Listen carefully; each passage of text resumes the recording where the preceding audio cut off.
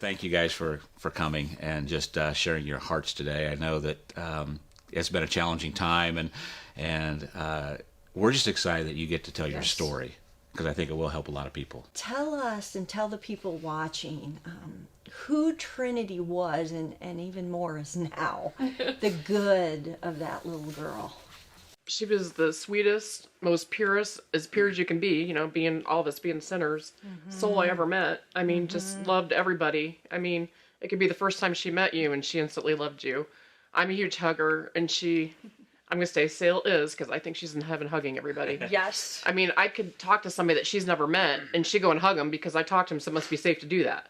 And her gym teacher told us, even way before she passed, he said, she is someone that I'll never forget because there was a kid that was heavier set and couldn't run very fast. And he goes, Trinity could run so fast, she could do laps sit down and have a sandwich while they're still running. He said, but she slowed down and ran with him so he wasn't alone. Because he was embarrassed because he knew he was heavy set and everybody was passing him, even the people like me that can't run. Wow. And I'm just like, that's so Christ-like, you know? Yeah, absolutely. She just knew who needed a friend. It was that way at school. She came home one day and had a birthday invitation to a boys' party, and she said, I really want to go. I said, that's fine. I said, do you know what he likes? She goes, yeah, I asked him. So we went and got a few things for him, and I took her to the birthday party, and she called and she said, hey, can I stay another hour? I said, yeah, that's fine. Stay as long as you want. And I picked her up later that night, and she came out, and I seen that there was 4 or 5 other kids in there, and so she got in the car, and I said, son, it looks like he had a pretty good birthday party. Looks like, some kids showed up, and she looked at me and said, no, Dad. She goes, it's just me. Wow. The rest of the kids were just his siblings. Nobody else came. Oh. And that's why I wanted to stay an extra hour. Oh. Wow. So when we talk about loving your neighbor, Miss Trinity did it better than most all of us. I heard somebody mention once that they never really ever heard her complain, and Nathan and I were talking about that. I don't know that we heard a whole lot, except maybe about her sister. But, that her sister wouldn't hug her or something. But sure. She, she loved horses. She did 4-H. She did C3 sports, loved soccer and basketball. We called her an old soul, just, very helpful. If she thought she hurt your feelings before you even told her, she'd start crying because she felt bad. And she just was, in a good way, sensitive like that. And knew no enemy, and not only enemies, but no strangers. Right, yes. She would say hi and talk to you at any time. Yes. Sure. It hasn't been too long since your lives took a tragic, tragic turn. It was Labor Day, September 7th, so we're looking at not even a little more than a month ago. Mm-hmm. Would you mind sharing a little bit of that story that day? So we had gone to up to Lake Michigan with very close friends and family, and we'd gone to the lake Sunday, and then Monday we went back to the lake, and we were just all out in the waves, out by the sandbar, jumping waves, and for whatever reason, I look over and Addison says, hey, I need some help, and so I said, Trinity, I said, I've got to go help your sister real quick.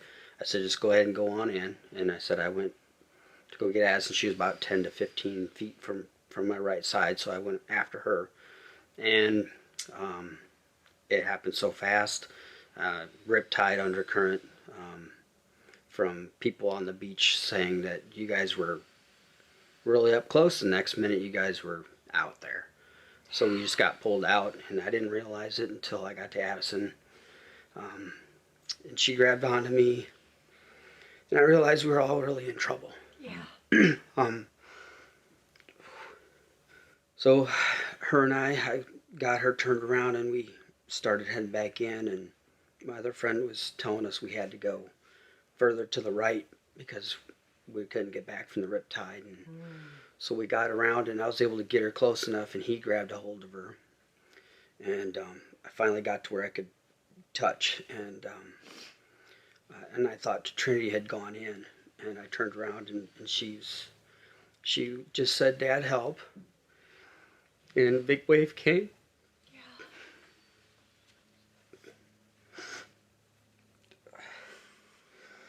And she went up over the wave, and then she was gone. And we looked, we couldn't find her. So The last thing I saw was Trinity smiling and went down. I never saw her come back up. And I ran to the shoreline yelling to our friends that we were with, and I said, "Where's Trinity?" And he said, "I don't know." I go, "What do you mean you don't know?" And he said, "Call 911," and I screamed it, and I think either our lady or his wife called. And I feel like I felt her leave.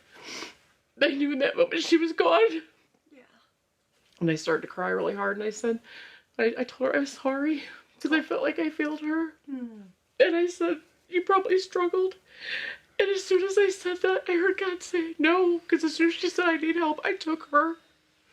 Amen. And then I had a peace, which seems weird when your lifeless daughter is laying there, but I did. Yes.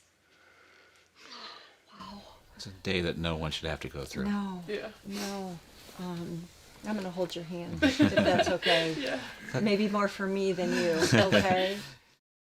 We did a private viewing just with family before the services, and I wasn't going to see Trinity at first. And then when Nathan decided to, I thought I need to do that to support him, and it ended up being something I needed.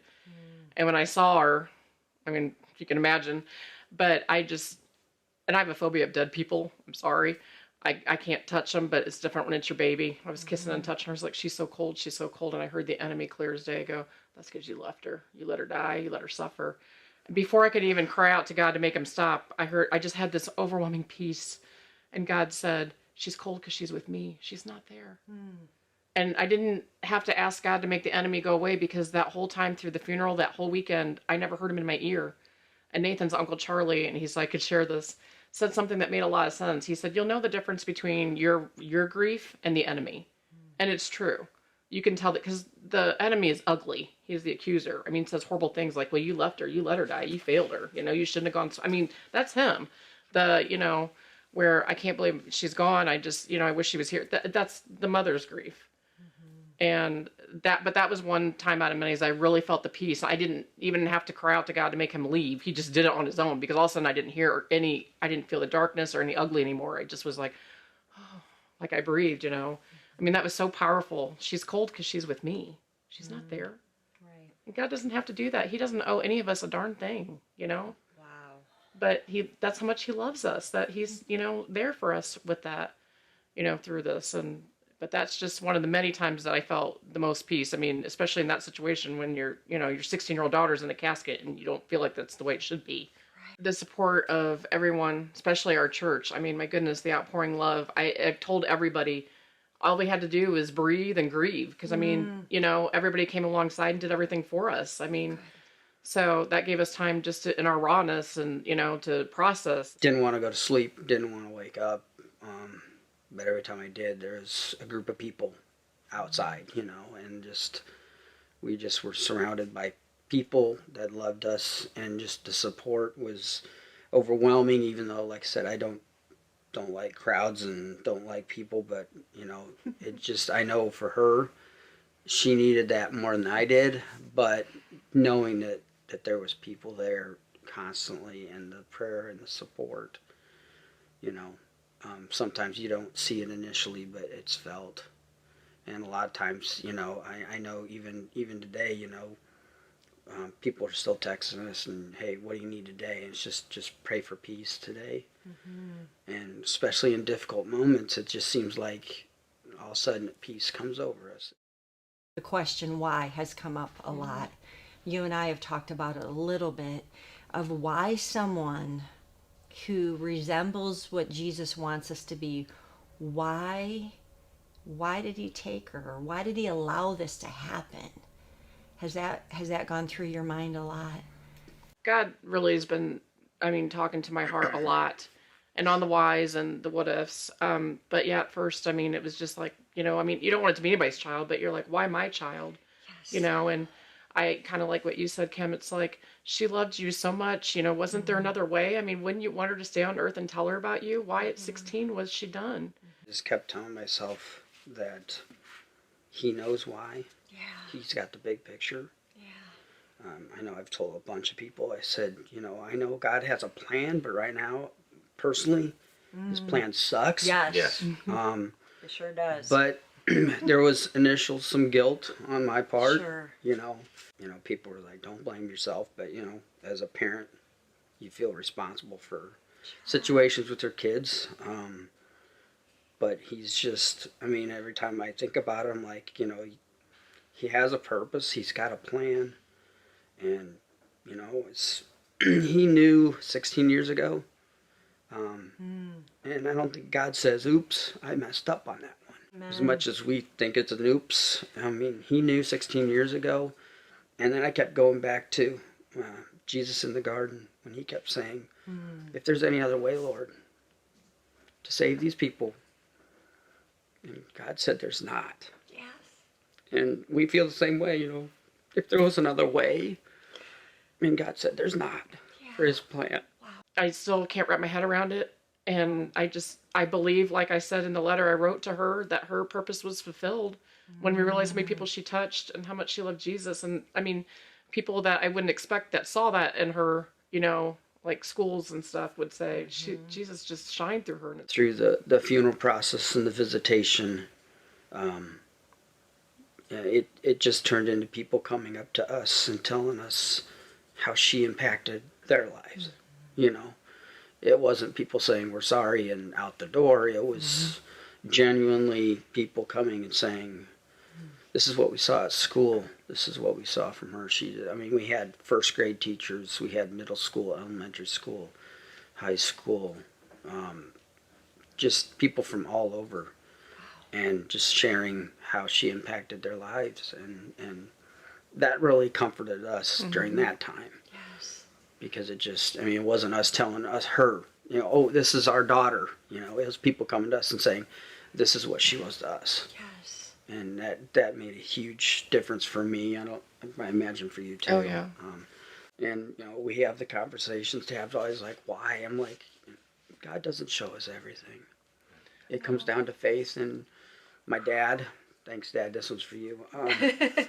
He always says this is where the rubber meets the road when it comes to your faith. These are the times that you say, what do I really believe in? still I don't understand. And he's like, I have a plan. You need to trust that. She's my baby. She was your baby on loan. She's mine. So That's a very mature. I can't imagine, just getting to that point of understanding that kind of trust. And I just think that is so helpful for anybody listening of this is not what we would have chosen, but we will follow you in even the hardest times. Yes. And it's one of the things that has really wrecked me, watching you guys walk through this. Yes. Just this whole journey that we've been on, we haven't been alone. We've friends, family, church have been just so supportive.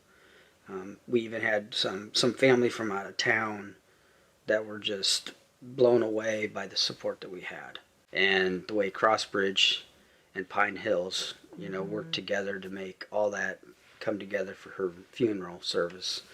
And he said, he goes, it's been a long time since I've seen a church do what a church is meant to do. Wow. Man. And he said, I'm just blown away by the way they've surrounded you. And another church came alongside and pitched in to help. And, it impacts people from out of town and people that don't even know our church were saying, that's an amazing church, And so that's a testament to, you guys here. I told Tab, I said, God prepared us for this day and we didn't know it. The people that were at the lake with us, we weren't alone. We had the support. People from church came up to see us. Friends came up that day. We got home, we're surrounded by friends in church, family members. And, I said, he put these people in place. And so I think just to wrap up here, this is not the end for you. This is the very, very beginning of this journey of grief. This is just, like you said, it's raw, it's real. You've got years and years and years, the rest of your lives.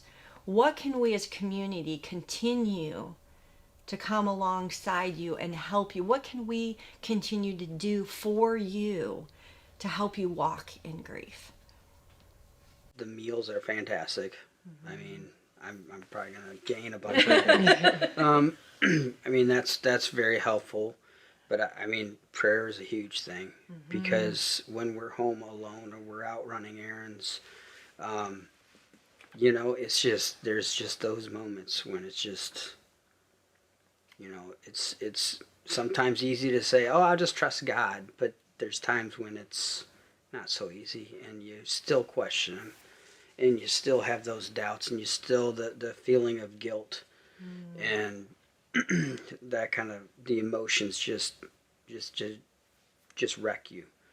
And you know, it's the power of prayer. And there's so many times when Tab and I have been at home, and she's like, you know, I text somebody and just said to pray for me, and she goes in, and a few minutes later I just felt peace. Wow. And you know, it's not that we didn't feel it before when we prayed and stuff like that, but in a way this has transitioned, I mean, almost grown my faith exponentially going through this event. And I wouldn't recommend that way, but it really has really opened our eyes to a lot of things. I would echo that too. Prayer's most important. And it's okay to talk about Trinity. Yes. I mean, people do pretty good, but I know sometimes I'm reading a grief book that, you know, people are afraid to because they're afraid to upset you. Sure. And I can't be any more sad than I am right now. So, that's but right. I like to talk about her, you know, I mean, I just, you know, whatever stories or, you know, what lives that she did impact and still could impact. Can I pray to close us That'd up? be lovely. Pray for them. I just, you know how much I love you guys. There is a whole church of people, as well as friends and family who love you, that I know who are going to be watching. And so I'm going to pray for you, but I'm going to ask all who are watching to be praying this for you as well, okay? Lord God, I praise you for your presence. I praise you for your grace, that even though in the midst of this absolutely tragic storm, that you have showed up in big and mighty ways as well as very small ways, God. Lord, right now I ask you that you will not hesitate to flood Nathan and Addison and Tabitha, Lynn and Rich, and all those who love Trinity with your never-ending peace, comfort, hope, your joy, God, that you, when the waves come, and they will, those hard days, that you will lay on our hearts, those who love them, reminders to pray for them. Give us specific ways to pray for them, God. I pray for your Holy Spirit's flooding on their lives, that they will be able to walk close with you, that days when they can't stand, that they will be carried by you, God, that you will give them each and every moment the ability to survive, Lord. And as a community of believers and those who are even just seeking, God, help Trinity's life to be an example to us of how to live, how to love, and then be able to in turn love this family back again, and anyone else who is grieving too. Jesus, thank you for you, and thank you for this couple and their testimony in Jesus' precious name.